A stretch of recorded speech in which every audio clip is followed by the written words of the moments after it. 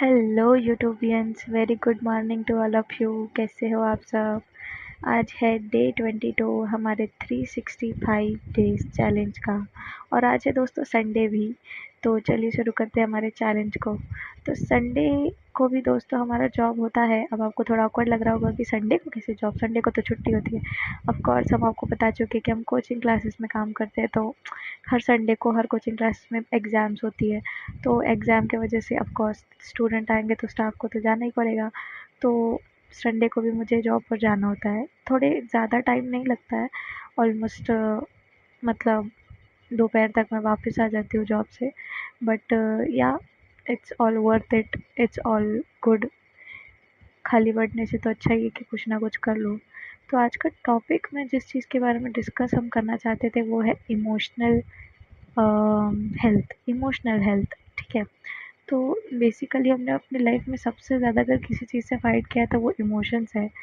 हम हर चीज़ को बैलेंस कर पाते हैं अपनी लाइफ में सिवाय इमोशंस के। धीरे धीरे बहुत ग्रो कर लिया है अपने आप को। धीरे धीरे काफ़ी सारी चीज़ों में हमने अपने आप को काफ़ी हद तक चेंज कर लिया है। क्योंकि when I get attach to someone, so it it's really difficult for me to detach with that person. And attach होना चाहिए, of course it's a natural, क्या बोलते हैं उसको, नेचुरल इमोशन है ह्यूमंस का। बट कुछ लोग होते हैं जहाँ जिन लोगों की कंट्रोल के बाहर होती है कुछ चीज़ें। तो मेरे लिए एक टाइम तक वो चीज़ कंट्रोल के बाहर थी, बट अब मुझे लगता है शायद may be little bit of control के अंदर है। तो इमोशनल हेल्थ को मैनेज कर पाना काफ़ी डिफ़िकल्ट है। And I am telling you because of the workout, because of only exercising daily and having a daily routine in a day. It's something really magical, you know, for my life.